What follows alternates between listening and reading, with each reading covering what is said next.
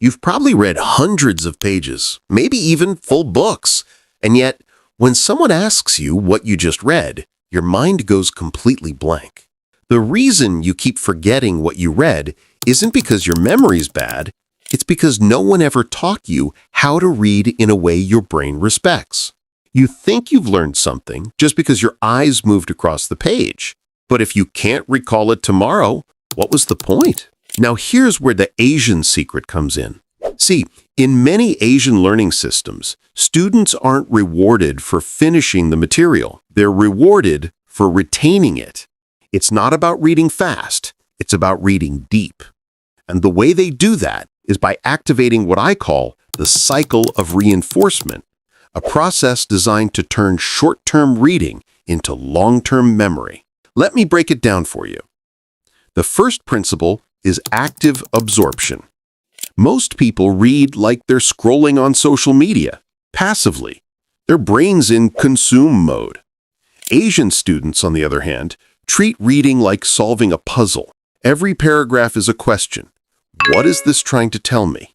How does it connect to what I already know? When you read this way, your brain isn't just receiving information, it's engaging with it. You're forcing your memory to participate in the learning process. Here's a simple trick. Every time you finish a page, close the book and summarize what you remember, out loud, in your own words, not by copying sentences, but by teaching it back to yourself.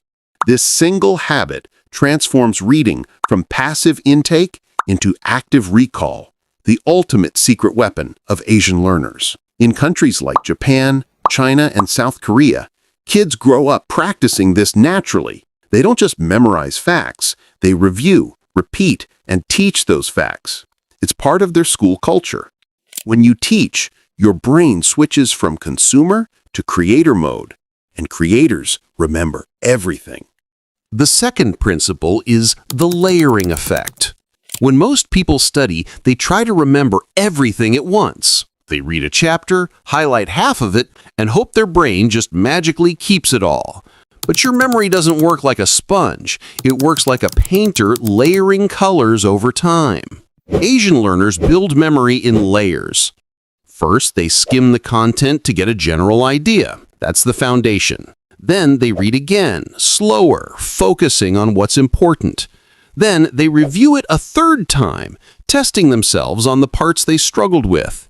Each round makes the memory stronger, like layers of paint that eventually form a vivid picture.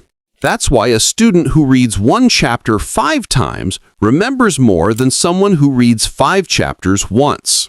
Repetition is not boring, it's science. The third principle is visualization and association. When Asian students memorize information, they don't just repeat words, they turn those words into mental images. The human brain remembers stories and visuals far better than raw text. For example, if you're reading about the water cycle, don't just memorize evaporation, condensation, and precipitation.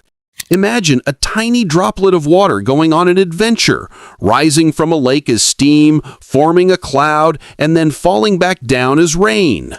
Suddenly, it's not just a concept, it's a vivid story in your mind. That's the secret. Connection beats repetition. You can't just stuff random information into your head and expect it to stay. But when every new idea connects to an old one, it sticks. That's how Asian students build mental chains.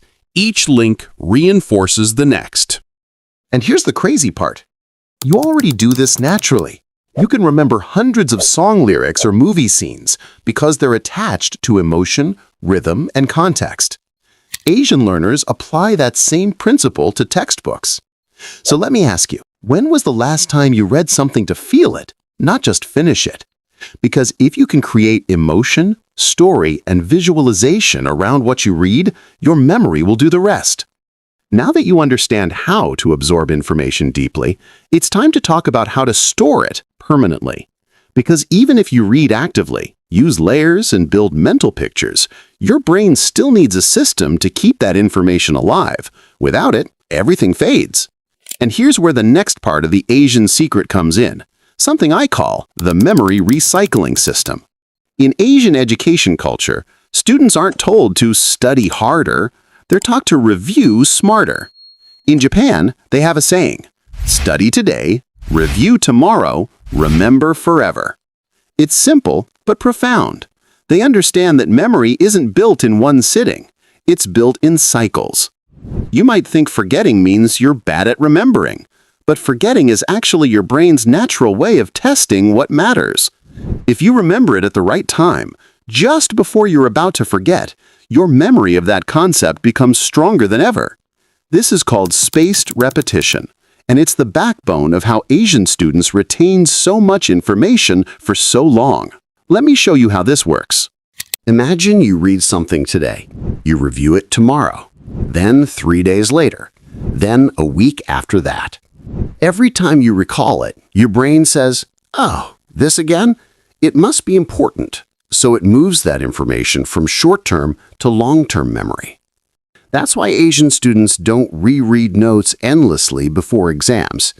They schedule reviews strategically. Instead of burning out, they let time do the work for them. You can build your own memory recycling system in 3 simple steps. Step 1. Initial learning. Read deeply using the principles that we already mentioned in this video. Step 2. First review. Within 24 hours, recall everything you can without looking. Teach it back to yourself. Step 3. Reinforcement. Space out your next reviews over longer intervals.